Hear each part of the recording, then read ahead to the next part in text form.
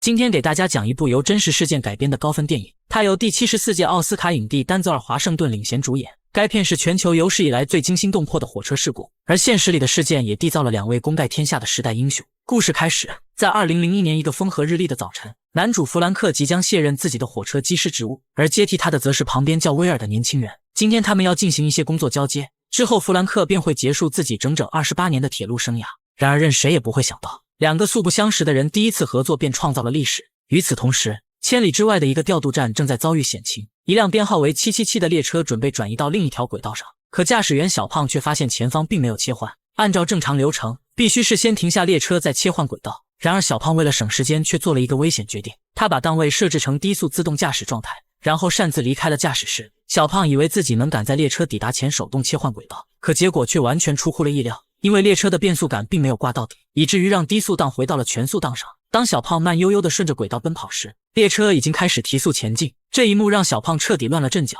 意识到列车才刚刚加速，于是他赶紧迈着矫健的步伐追赶，试图想重新上去控制列车。虽然最终抓住了扶手，可就在上去时还是出现了意外，小胖脚下一滑，重重地摔在地上，而他也只能眼睁睁地看着777自动离开。这么精彩的剧情，还得是在我新换的电脑上看。旧的联想拯救者我放转转上回收了1900多，像我换下来的旧手机、笔记本、耳机啥的，都会约转转工程师免费上门估个价，价格满意现场打钱，特别靠谱。总之听我的，二手回收认准转转 APP 就对了。随后小胖急忙来到调度中心汇报情况，不过他却谎称自己设置了独立刹车，因此列车的速度不会超过25英里每小时。主管康妮听后松了口气，庆幸这个速度完全在可控范围，他没有过多的责怪小胖，但却命令他赶紧开车去追。紧接着康妮给下个站点的杰德打去电话，并让他立即前往777的必经之路切换轨道，这样就能保证列车会驶进一条废弃的路线。虽然康妮迅速安排了截停计划，但他并不知道列车的真实速度。就当杰德赶到指定地点后，才赫然发现自己已经来晚了。同一时刻的小胖也匆匆赶过来，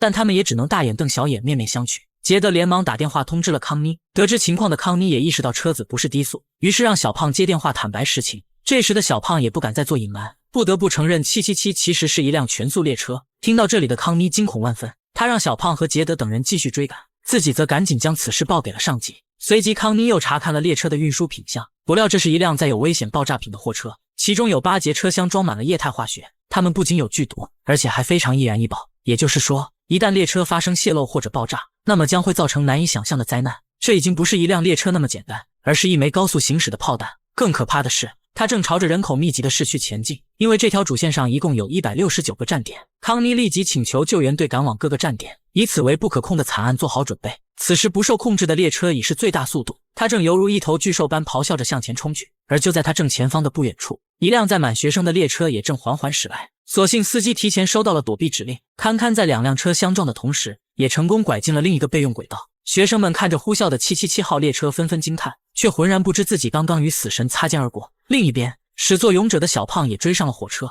眼下想要让失控的火车停下，唯一的办法就是回到驾驶室重新控制。可此时的速度已经达到80英里每小时，所以接下来的每个动作必须万无一失。就当小胖配合队友成功抓到列车时，却不料前方突然出现了一个障碍物，只是眨眼的功夫，仅有的一次机会也就此错过了。没过多久，紧急救援队伍赶到了各个站点，就连各家媒体也纷纷赶了过来。等到杰德到达这里时，站点两边已经人头攒动，不远处的钢铁巨兽也正咆哮着驶来。然而未等警方封锁站点，一个冒失的老人突然一个急转弯，却将一辆货运车撞进了铁路上，而下一秒，列车直接将他的车子撞成了一堆废铁。如此恐怖的一幕，让现场的所有人倒吸冷气。片刻之后，这些画面被各家媒体发了出去，此事也彻底轰动了整个美国。在了解了具体情况后，列车的最高管理层开始讨论解决方案。本来有人提出了列车脱轨计划，但没想到却遭到了高层的强烈反对，因为脱轨意味着他们会失去火车上的所有，甚至还要赔偿高额的费用，这对公司来说财产损失太大，旗下的股票也会因此大跌。随后众人想出了一个看似可行的方法，他们让救援队在下一个站点等候，并利用直升机悬吊一名机师准备，等到列车的速度降下来时，则让机师从车顶进入驾驶室。但如果想让这辆列车的速度降下来，那么还需要一个牵引车头，原理是利用车头挡在777号前面进行刹车，以此让后方的列车慢慢的降下速度。操控牵引车的是一名拥有26年经验的机师，此时他驾驶的车头已经和777号保持同步，接下来只需慢慢减速，直到和777号对接在一起即可。而伴随着牵引车速度的下降，失控的列车自然而然地撞了上去，只一瞬间，整个牵引车的刹车系统火花四溅，不过还好成功让777号减慢了速度。而当两辆列车全部都降到40以后，与之同步的直升机也赶紧降下了机师。然而就当机师刚刚落在列车顶部，777号的速度却突然失控，分秒间又撞上了前面的牵引车。强大的惯性将上方的机师掀飞到后面，而这也导致了整个计划瞬间失败。更令人心痛的是，前面的牵引车被撞离了轨道，马上要退休的机师也不幸遇难。如此惨烈的一幕让人感到后怕。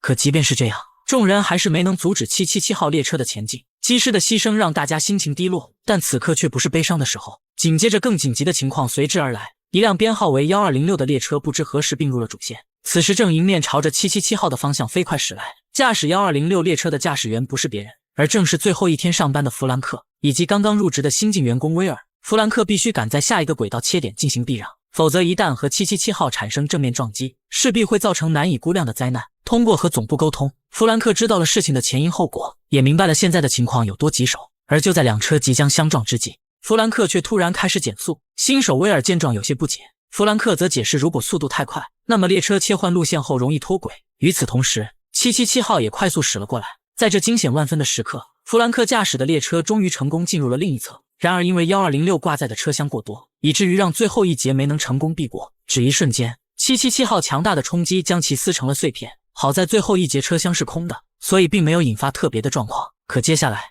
777号将要路过人口密集的城镇，而这也是对营救队伍的最后一次考验。为了避免更大的危险发生，高层领导不得不做了一个艰难决定，那就是利用移动式脱轨装置，让777号列车在第一个小镇的郊外脱轨。而当弗兰克得知了这个消息后，他却对此嗤之以鼻。列车的重量大概有1000万吨，所以现在的装置根本无法阻挡这个惯性。不经意间，弗兰克看到777尾部的连接器是打开的，也就是说可以利用拔河的原理进行反向刹车，以此就能减缓列车的速度。于是弗兰克决定追上777号进行尝试，但却遭到了新手威尔的反对。他认为弗兰克完全是在逞英雄，万一这样做影响了列车的脱轨计划，那么他们的职业生涯将彻底结束，甚至还会因此担上刑事责任。可即便如此，弗兰克依旧没有停止准备工作，因为早在3个月前，他就被高层无故强制提前退休，就连退休金也被减半发放。此刻前途对他来说并不那么重要，现在的义无反顾不是为了公司，而是为了心中的职业道德与责任。或许是被弗兰克无私的精神所打动，威尔也决定加入进来，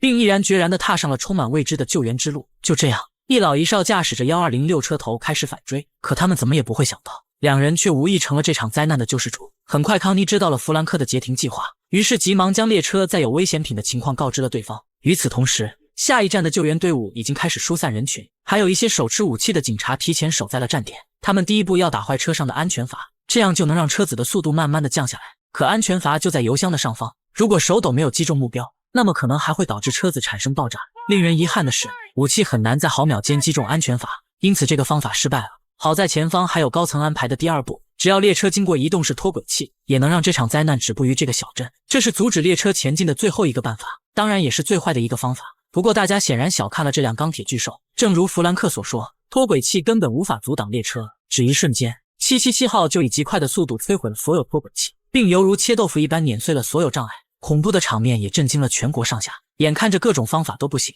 高层只能把希望放在了弗兰克和威尔身上。不过现在的时间十分紧迫，因为再过2个站点就到了人口密集的市区，必经之路上有一个弧度很大的弯道，按照正常行驶速度，列车必须保持在25才能安全通过。但777号的速度已经远远超过了这个数值，也就是说777号列车不可能会通过弯道，也必然会直接发生脱轨侧翻下去。届时这座数万人口的小镇也会被夷为平地。在时间越来越紧急的情况下，弗兰克驾驶的1206终于追了上来，而媒体们也纷纷把焦点对准了他们。有人开始模拟他们这种方法的可靠性，但最终谁都无法把握能否成功。就在两人距离777号越来越近时，威尔来到了外面，他要确保成功对接后才能让弗兰克反向刹车。在他的指挥下，弗兰克缓缓朝着777号的连接杆撞去，只一瞬间，巨大的冲击力将车厢里的道补撞了出来，威尔也瞬间失去了所有视野。这时观看直播的人们不禁紧张起来，但弗兰克并不知道有没有对接上，他不停地询问威尔的情况，而威尔经过短暂调整，这才看清2辆车子对接上了，但关键的连接器却没有落锁，这意味着他们随时有可能失去777号。于是威尔不顾生命危险，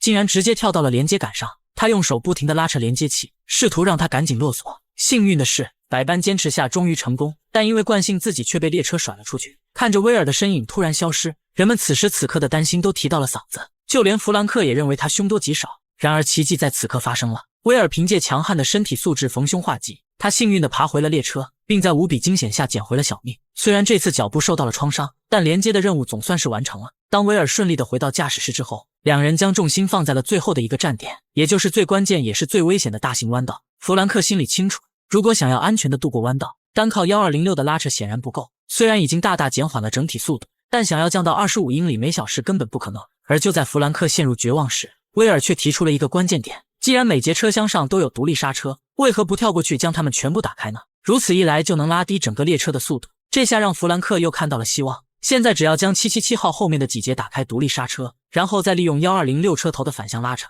那么必然可以达到最大强降速的效果。事不宜迟，弗兰克果断将驾驶位让给威尔，自己则冒险前往777号列车进行手动刹车。这一举措牵动了全国人民的心，大家都纷纷祈祷弗兰克能够顺利完成。随着后面几节车厢的刹车系统启动，整个列车的速度果真降了下来。而此时距离大型弯道也越来越近，弗兰克只能不停歇地跳向一个个车厢。看到速度已经接近25英里每小时，威尔则启动了1206车头的反向刹车，但没想到产生的作用力却直接导致了刹车崩坏。所幸手里还有一个独立刹车，不过需要等进入弯道时才能打开。随着列车快速地逼近大型弯道，弗兰克通知威尔准备启动最后一步。此时这头钢铁巨兽一边的轮子已经倾斜，且随时都有可能发生侧翻的危险。眼见时机已经成熟，关键时刻威尔启动了独立刹车，强大的反作用力又将悬空的轮子拽了回去。他们终于稳住了列车的速度，并安全地驶过了致命弯道。这下让一直关注的人们激动不已，也总算可以缓了一口气息。虽然安全渡过了弯道，但不久后列车的速度还会提升上去。此时弗兰克被一节车厢堵住了去路，超远的距离根本不可能跨越。看到这里的大家不禁都屏住了呼吸。而就在局面陷入僵局之时，杰德却突然开着车子追上了1206，他大喊让威尔跳到自己的车上，并计划趁着现在的速度去追赶车头。很快杰德顺利接到了威尔，两人立刻朝着777的车头疯狂追去。这一幕让所有人振奋不已，全国上下观看直播的人们也都陷入了癫狂。片刻之后，车子和列车达到了同步速度，威尔则直接纵身跳了过去，他成功抓住了扶手，而这也让所有人都激动地大叫起来。经历了几个小时的救援，大家终于齐心协力阻止了这场灾难。而随着威尔缓缓地开始操控驾驶室，本片也宣告了结束。该片改编自2001年俄亥俄州的真实事件，而现实里也犹如影片的剧情一样，很多平凡的人自愿加入了这场救援，也正是他们最朴素的正义和责任感，最终团结一心阻止了一场灾难。